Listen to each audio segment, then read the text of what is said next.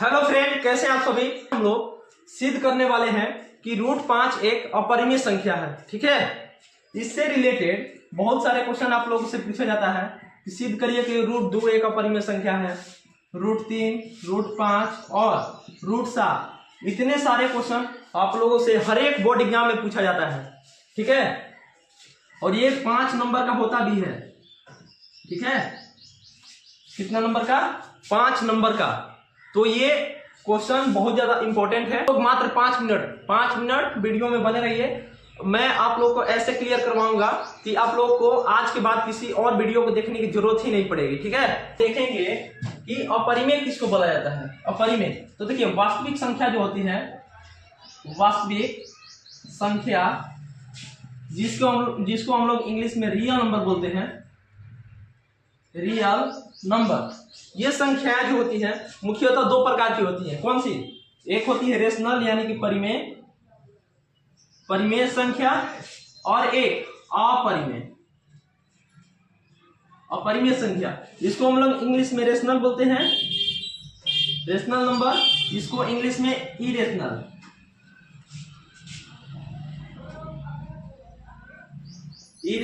Number. ठीक है, एक होता है परिमेय और एक होता है अपरिमेय। ठीक है, तो इसमें क्या होता है कि परिमेय हम लोग किसको बोलेंगे? जो p/q के फॉर्म में हो। और इसमें एक और लॉजिक होता है कि q का मान जो है 0 के बराबर कभी भी नहीं हो सकता है। तब हम लोग उसको बोल सकते हैं, उस संख्या को बोल सकते हैं कि ये परिमेय संख्या है। ठीक है, लेकिन इरेशनल नंबर में जो p/q के फॉर्म में नहीं लिखा जाए, ठीक है, उसको हम लोग क्या बोलेंगे? अपरिमेय संख्या। तो उम्मीद करते हैं कि यहां तक आप लोगों को समझ में आया होगा। जैसे यदि हम लोग एग्जांपल लें, एग्जांपल 1, 0.5, 0.7, 2, 10, 10/2। ठीक है, ये सारा क्या है? परिमेय संख्या, क्योंकि हम लोग इसको p/q को फॉर्म में लिख सकते हैं। जैसे देखिए 0.5 की यदि हम लिखे, यहां से दशमलव उड़ाएंगे तो नीचे क्या होगा? 10 आएगा नीचे। अब यहाँ देखिए थोड़ा सा 5/10 हो गया, इसको काटिए 1 और इसको काटिए 2। ठीक है, तो ये संख्या किस रूप में बन के आए? 1/2। तो इसको हम लोग p बोलेंगे, इसको हम लोग q बोलेंगे। ठीक है, और q का मान देखिए 0 है, नहीं है ना, तो इसको हम लोग क्या बोलेंगे? परिमेय संख्या है। √2। ठीक है, √2 जो है इसमें से कुछ भी बाहर आने वाला नहीं है, तो ये क्या होगा? एक अपरिमेय संख्या। यदि हम लोग 25 की बात करें तो 25 को हम लोग तोड़ेंगे तो √5 × 5, 2 का पेयर बना के 1 5 बार, ये क्या होगा? ये क्या होगा? 5। एक परिमेय संख्या होगा। ठीक है, तो हम लोग ये कह सकते हैं कि सारे जो रूट में संख्याएं होती है उसको हम लोग अपरिमेय संख्या नहीं बोलेंगे। जो संख्या रूट से बाहर ना आए उसको हम लोग क्या बोलेंगे? अपरिमेय संख्या। ठीक है, प्रूफ करना है तो सबसे पहले हम लोग ठीक इसके विपरीत मान लेंगे। ठीक है, हम लोग क्या करेंगे? सबसे पहले इसके विपरीत मानेंगे। तो मान लीजिए, माना कि √5 एक परिमेय संख्या है। हम लोग सबसे पहले इतना मानेंगे। तो लास्ट तक आप लोग बने रहिए, बिल्कुल ही दमदार सा सेशन होगा आज का। ठीक है, चलिए सहअभाज्य संख्या लेना है। आप लोग अल्फाबेटिकल सीरीज में से कोई भी उठा सकते हैं। ABCD उठा लीजिए, XYZ उठा लीजिए, PQ या MN, कुछ भी आप उठा सकते हैं। तो हम X और Y को उठाने वाले हैं। ठीक है, तो यहाँ हम माने क्यों, यहाँ लिखना पड़ेगा। ठीक है, कि हम जो X माने हुए हैं और Y माने हुए हैं वो कौन सी संख्या है। तो लिखना है यहाँ कि जहां X तथा Y एक सहअभाज्य संख्या है। अब देखिए कि सहअभाज्य संख्या हम लोग किसको बोलेंगे? सहअभाज्य संख्या यानी को-प्राइम नंबर। इसको हम लोग क्या बोलते हैं इंग्लिश में? Co-prime number. ठीक है, थोड़ा सा समझ लीजिए कि को-प्राइम नंबर हम लोग किसको बोलेंगे? को-प्राइम नंबर का मतलब होता है कि जिसका HCF 1 हो, जैसे कि 3 और 4। यदि हम लोग इसके HCF की बात करें, HCF तो कितना होगा? दोनों में कॉमन क्या है? 1, तो इसका HCF क्या होगा? 1। यदि हम लोग इसकी LCM की बात करें, LCM तो कितना होगा? 12। लेकिन हम लोग को LCM से कोई मतलब नहीं है, हम लोग को सिर्फ HCF देखना है। जिसका HCF 1 हो उसको हम लोग सहअभाज्य संख्या बोलेंगे। ठीक है, तो ये क्या होगा? 3 4 सहअभाज्य संख्या। यदि हम 8 और 9 को ले रहे हैं तो ये भी क्या होगा? इनका भी कॉमन क्या होगा? 1 ही होगा। इनका कॉमन क्या है? 1। तो ये भी क्या होगा? एक सहअभाज्य संख्या। तो उम्मीद करते हैं कि सहअभाज्य संख्या आप लोग बिल्कुल अच्छी तरह से समझ चुके होंगे। और y क्या है? एक सहअभाज्य संख्या है। सहअभाज्य संख्या ठीक है। और हम लोग परिमेय माने हैं ना जी कि रूट 5 एक परिमेय संख्या है। तो सबसे पहले हम लोग को ये देखना है कि P बाई क्यू के फॉर्म में लिखा जाए। इसको हम लोग P बाई क्यू के फॉर्म में लिख सकते हैं। देखिए यहाँ कुछ नहीं है तो यहाँ 1 लिख दे रहे हैं, ठीक है। और x y के बराबर कोणीय गुना, ये हम लोग बचपन से सीखते आ रहे हैं, ठीक है, यानी कि तिरछी गुना जिसको हम लोग बोलते हैं। चलिए तिरछी गुना करिए। y में 5 से गुना होगा तो क्या होगा, देखिए यहाँ बहुत सारा लड़का भ्रमता है, तो देखिए इसको हम नीचे में 1 लिख दे रहे हैं, लेकिन 1 हमेशा छिपा रहता है, उससे कोई इफेक्ट पड़ने वाला नहीं है। तो यहाँ गुना करिए तो क्या होगा, √5y इक्वल टू x का मान कितना आया, 15√5y के बराबर में, ठीक है। अब हम लोग को स्क्वायर करना है, स्क्वायर बोथ साइड, यानी कि दोनों पक्षों में वर्ग करने पर, यानी कि हम लोग दोनों तरफ वर्ग करेंगे, ठीक है। तो √5y इसका स्क्वायर इक्वल टू x का स्क्वायर, हम लोग इतना लिख लिए। इसके बाद y का मान निकाल लीजिए, यहां से y square equal to x square बटा 5, इसको हम लोग इक्वेशन 1 मानेंगे। ये क्या है हम लोग का इक्वेशन 1, इसको यहाँ इक्वेशन 1 मान लेना है। अतः हम कह सकते हैं कि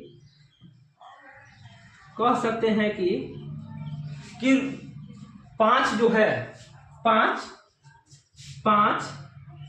x स्क्वायर को विभाजित करता है।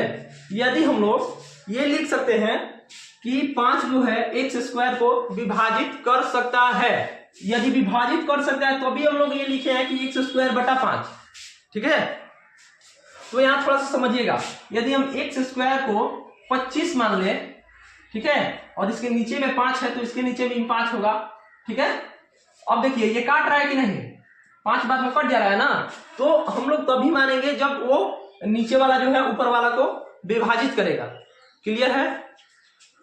अब यहां समझिए, ये विभाजित कर रहा है, ये हम लोग लिख लिए। यदि हम 25 को तोड़े तो 5 × 5 में टूटेगा, और नीचे क्या है 5 से 5 कैंसिल, यानी कि जो 5 है x को भी काटेगा, 5 क्या है x को भी विभाजित करेगा, तथा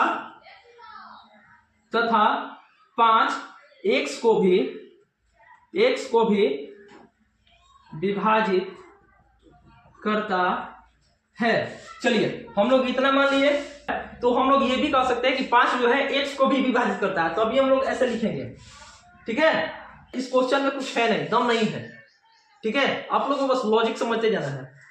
अब यहां हम लोग एक संख्या मानने वाले हैं, जैसे यहां हम x और y माने हैं ना, अब की हम z मान लेते हैं। देखिए x इक्वल टू हम x इक्वल टू z मान ले रहे हैं, ठीक है। कि ये जो समीकरण 1 है इसको पहले यहां लिखिए,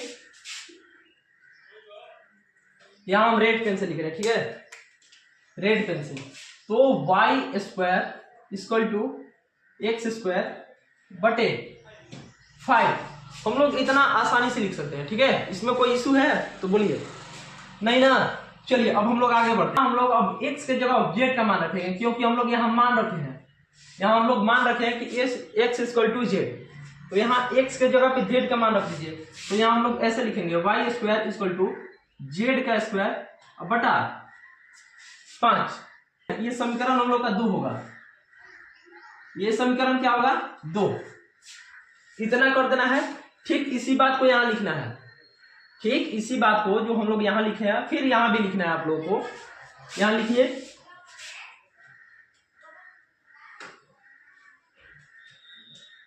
यहाँ लिखिए थोड़ा सा। अतः हम यह कह सकते हैं कि ये कह सकते हैं कि 5 जेड स्क्वायर को विभाजित करता है। जब जेड स्क्वायर को 5 विभाजित करेगा, जेड को भी विभाजित करेगा, इसमें नो डाउट, ठीक है।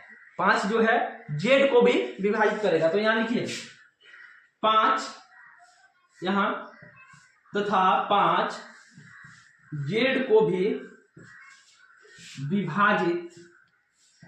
विभाजित करता है। हमारी मान्यताओं का विरोधाभास करता है। ठीक है, ये हमारी मान्यता थी कि √5 एक परिमेय संख्या है। ठीक है, और ये यहाँ उसके ठीक ऑपोजिट आ रहा है, तो हम लोग ये लिखेंगे कि यह हमारी मान्यताओं का विरोधाभास करता है। अतः √5 एक अपरिमेय संख्या है। √5 क्या है? एक अपरिमेय संख्या। यहाँ थोड़ा सा ये लिख लीजिएगा कि समीकरण 1 में x का मान रखने पर, क्योंकि हम लोग यहाँ x के जगह पे z रखे हैं तो अभी हम लोग का समीकरण 2 निकल करके आया है। ठीक है, तो यहाँ थोड़ा सा लिखना भूल ही गए हैं, तो इसको आप लोग नोट कर लीजिएगा। तो ये था हम लोग का कंप्लीट सॉल्यूशन। बताइए ना, कहाँ दिक्कत है आप लोग को? कहीं दिक्कत नहीं होगा। ऐसे ही वीडियो देखने के लिए आप लोग इस चैनल को सब्सक्राइब करिए और थोड़ा सा मुझे भी सपोर्ट, और आप सभी के लिए दमदार ऐसी कक्षा लगातार लाते रहेंगे। ठीक है, तो आप लोग को डरना नहीं है। ठीक इसी प्रकार √2, √3, √7, √5। ठीक है, इतना क्वेश्चन इस टाइप से पूछा जाता है। सिद्ध करिए कि 2 रूट एक अपरिमेय संख्या है, √3 एक अपरिमेय संख्या है, √7 एक अपरिमेय संख्या है, √5 एक अपरिमेय संख्या है। तो आप लोग को बिल्कुल घबराना नहीं है, बिल्कुल डरना नहीं है। बस ठीक इसी मेथड से आप लोगों को सॉल्व कर देना है, और एग्जाम में 5 में से 5 नंबर मिलेगा आप लोगों को। क्या? 5 में से 5 नंबर। किसी की इतनी औकात नहीं है कि इस 5 नंबर में से 1 नंबर भी माइनस कर दे। ठीक है, चलिए आज के लिए सेशन हम लोग इतना ही रखते हैं। मिलते हैं नेक्स्ट वीडियो में। बाय।